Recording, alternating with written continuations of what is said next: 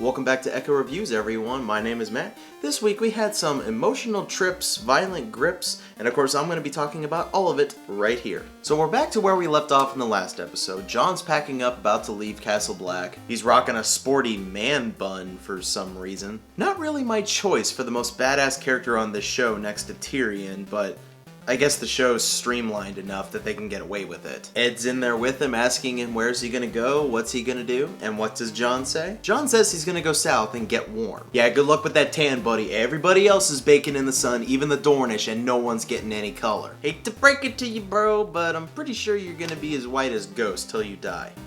Again. Sansa shows up to Castle Black. Please don't miss John before he leaves. Please don't miss John before he leaves. Please don't miss John before he leaves. I'm gonna tell you guys something, just a little something. You see? Right here.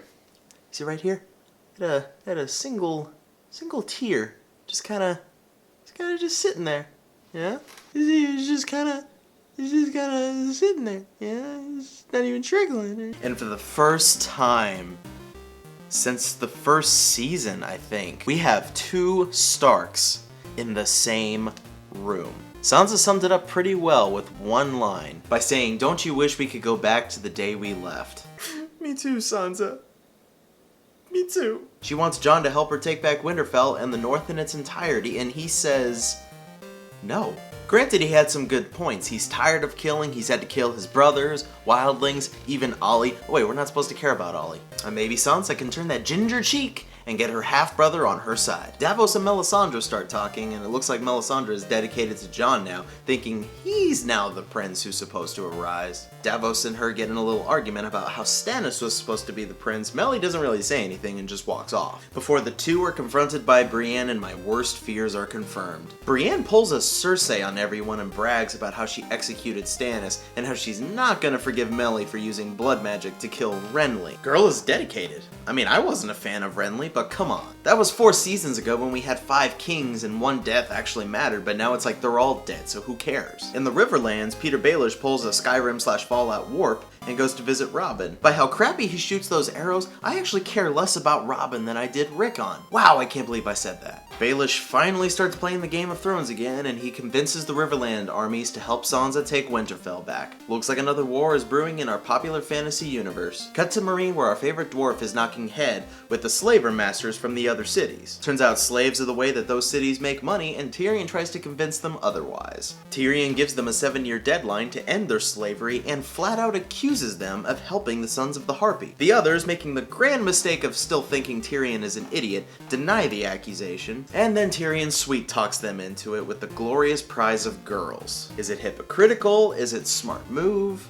You decide. Flip on the other side of the coin, some slaves are waiting for Tyrion in the throne room. Turns out they are pissed about Tyrion talking to the masters. More knocking of the heads ensue. Missandei and Grey Worm disagree with Tyrion's little parlay. For the first time, we may see one of Tyrion's grand schemes actually fail. This isn't King's Landing after all. He may have to change his strategy. Jorah and Daario are still looking for Dany, and they come across the Dosh Khaleen. Of course, we come back to the major plot point that weapons are forbidden in Vaes Dothrak, so Jorah asks Daario for his weapons. While Jorah takes his weapons, Daario discovers his grayscale. Jorah tries to calm him down. Jorah's a dead man by the end of this season, I can just sense it. They move further into the city where it's forbidden to use weapons, but still get caught by a couple Dothraki. Jorah gets his ass kicked, but Daario handles both of them pretty efficiently. Dude's got skill. He's quick, he's agile, and he clearly doesn't give two about the Dothraki traditions because Mofo still had a knife on him. Not to mention, after he kills them, he beats them to a pulp with a rock. Liam Neeson, something tells me we have found you a suitable foe. Although compared to 10 years ago, you're probably as old, if not older, than Jorah Mormont, so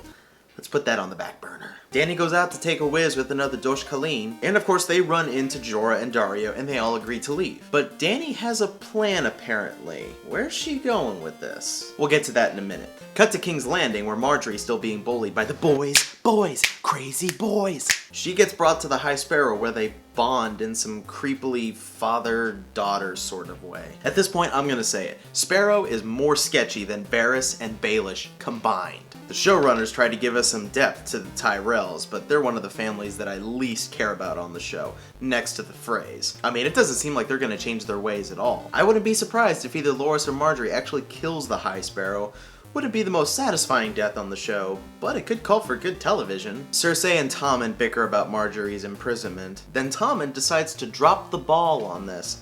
Apparently the Sparrow told him something important when he talked to him last week. Cersei almost seduces him into telling her what it was, but it's left ambiguous. More small council crashing with Jaime and Cersei walking in on Olenna and Kevin. Seriously guys, 2 episodes in a row with the council crashing, come on. Cersei manipulates them into a weird plan that should get Marjorie, Loras, and Lancel Lannister free. Lancel being Kevin Lannister's son. If this is gonna call for more action, please don't make Zombie Bout just smash more guys' heads into walls. Now we're back at Pike, and I'm not gonna lie, with how devious and evil Euron Greyjoy looked, I thought Theon was dead this episode as soon as he stepped foot on those Iron Islands. I mean, Euron has to be in control by now. He has to have all the power and talking with everybody and doing more schemes and yet acting like a nice person. What?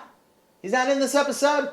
How the hell was I supposed to know that? The writers are confusing as hell for this! Theon walks into the throne room, gets chastised by his sister. They argue about kingship since Theon is supposed to be the lawful heir. But Theon doesn't want the crown. He wants to help Yara take the crown for the Ironborn. And of course, we don't see Euron at all this episode. I was hoping to get a glimpse of him, but I guess they're hyping him up for something. God knows what that is. I just really wanted to see him again. Back in Winterfell with our favorite psychopath, Osha tries to put the moves on Ramsay like she did Theon.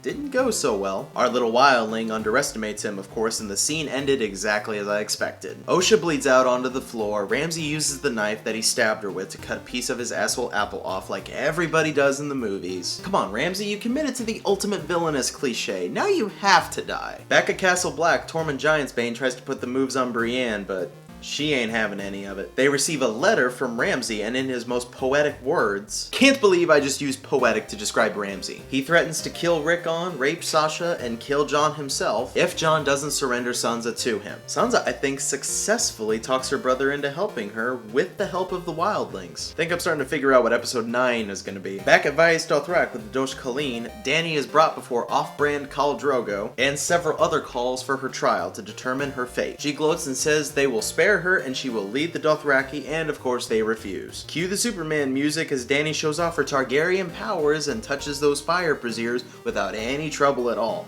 Sets the place ablaze. I mean, this chick has already been the leader of a Khalasar, breaker of chains with the slaves, and the mother of dragons. I didn't think she could get any more badass. Until she comes out of the burning building with no clothes on, looking gorgeous as ever, Emilia Clarke, and finally everyone sees her as the badass she's meant to be, as she stands with the twirling inferno around her, proving once again that anything on the show should not be tried at home. While this episode was a bit more stagnant than the rest, I gotta admit, the show is definitely picking up. The pacing is still really quick, the changing between locations keeps me invested, and I'm very curious about what happens next. If Dany is gonna lead the Dothraki with her Targaryen blood, maybe we're gonna finally see some dragon action, and maybe finally she gets to cross the narrow sea to attack King's Landing. And still to this day, I thought I had a dozen ways for how Ramsay was gonna kick the bucket, but he just gets scummier and scummier, and I have no idea how that's gonna end up and how it pays off. I just hope it happens soon. Regardless, this was another great episode. We got 6 more to go, people, and I will be there to review all of them for you. This has been another Echo Review. Thanks for watching, guys. My name is Matt, and I am signing out.